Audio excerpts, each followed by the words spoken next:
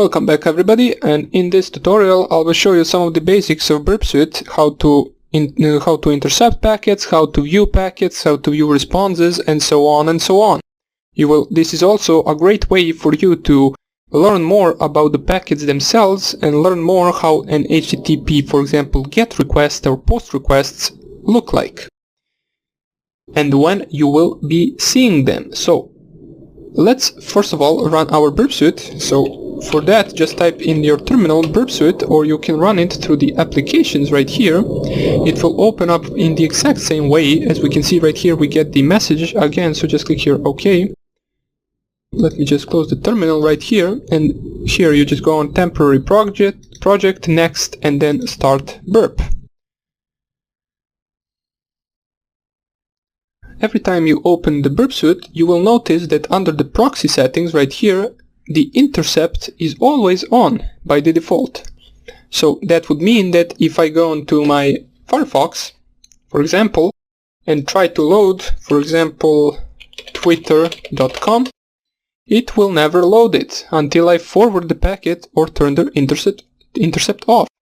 So it is useful if you want to watch the packet, so we can see the first packet, how it looks. So I requested this page with the protocol HTTP 1.1.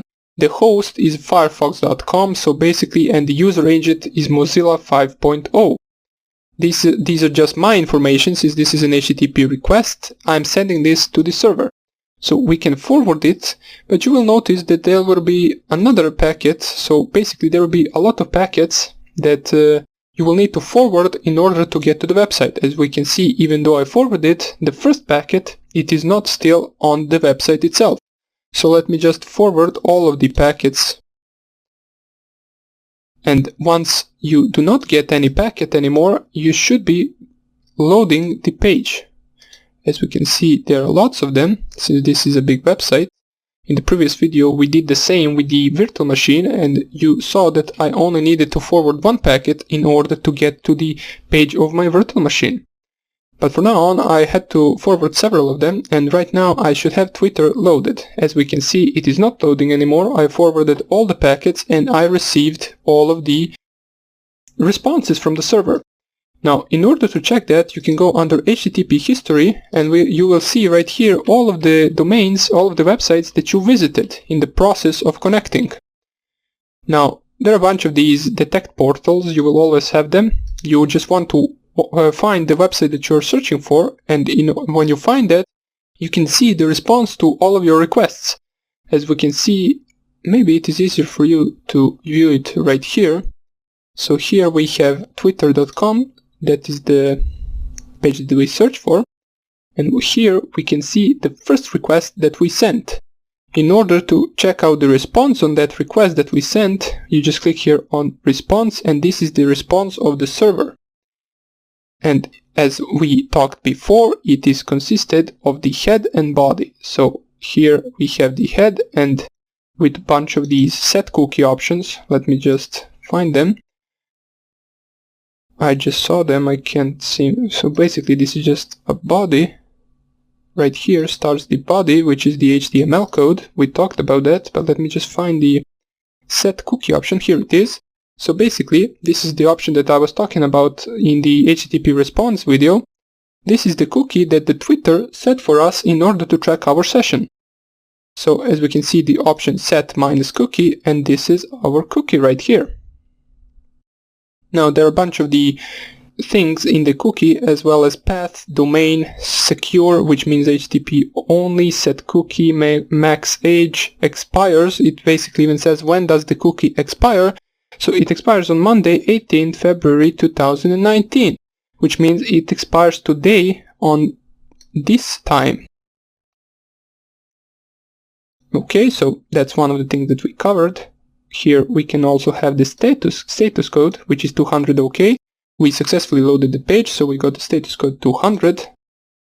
These are just a bunch of the options that we do not care about, so we can go down here, and here starts the HTML code of the page itself. So this is what we load. It is basically a huge code, so we don't need to watch it, since the website is quite big. So that's how you can check the request and the response of a certain packet. You can go onto the post. Here we have a post request. You can check the response right here. Here is the request. Now there are some of the options that we do not care about. For example, this is not really that important to us. Now what is important is, let us turn the intercept on once again. So if I turn it right here off and turn it on, and here, let's say for example I want to log in. Now we said that the packet that we send with our username and password will be a post request. So once I type here the username and the password, we should be sending the post request to the website. So let us try that. If I just type here anything and press here log in, you will notice that it is loading since we turned the intercept on. But right here we have the packet that we want to send as a post request. Here we can see the basic HTTP headers structure, and here we can see username or email 4 W's and password 5 W's. So we can see our packet from here. If I forward it, it will send to server the username and email with this username and this password right here. And these are just a bunch of the things that we do not care about at the moment. Now, if you, for example, turn the intercept on or forward this packet, let us just forward it and forward a bunch of other packets, it doesn't really matter, it will give us an error that this account doesn't exist. So you might be needing to forward a couple of packets. As we can see, there are no longer packets arriving, so we forwarded them all, and it says the username and password you entered did not match our records. Please double check and try again. Now let's try to change that in the Burpsuite. Let's change the packet itself. So let us just go back one page. We should go to the login page once again. Now also I forgot to mention that using Burpsuite your internet might be slower and you'll be loading pages a little bit slower than usually, but it is not a big deal. So we can see that this, let's just go to the new page, it doesn't really matter, twitter.com. Yeah, it could be that my intercept is on, of course, that's why I couldn't load it, so let's just turn it off, and we loaded the Twitter page. Now, let us turn the intercept on once again, and let us send again the same username and same password, which is 5 W's. And if I click here login, you can see that it is stuck since our intercept is off. Now let me just, this is a previous packet, so it doesn't matter. Here is our packet, and here, let me try to change the username into 4 B's. As you can see, 4 B's. And if I try to forward this packet and forward all of the other packets, it will still give us the wrong username and wrong password, but it will show that the username wasn't 4 W's, it was 4 B's. As you can see right here, without any interaction with the page itself through the web browser, we managed to change the username through our Burpsuite. So that is another useful thing to know. It will be used later on in order for us to brute force websites. For example, you just add a password list and you change the packets as you forward them, and it tries every different password instead of the password that you specified right here. So we can turn the intercept off right now, and as I said before, in order to check the websites that you visited, you can go to the HTTP history or onto the target, and here you can also see the websites that you visited.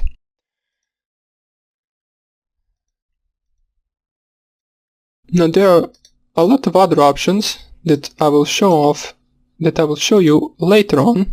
For now on, it is enough for you to understand that there is a request and response that you can check out in Burpsuite, and also you can change the structure of packets. You can also delete some of the things. You can also change usernames, passwords. For example, you can also, let us go back once again. So we go back to the login page, intercept, on, and then if I just type here something once again, now it doesn't matter what the username and password is, we can see it is stuck, and here the post request with the username 4Ws and password 5Ws, we can change, for example, the user agent. Now if we delete this, we will no longer be sending our information to the server. We will not send what version of web browsers are we running and what operating system are we running. So it is good if you do not want the server to know some of the information about you. So if you forward this packet, you will get some of the others. Let us forward them all. And let us finish these couple packets. So once it finishes, we get the same error, but if we go right here and we go to the HTTP history, let me just go right here to the Twitter and find the packet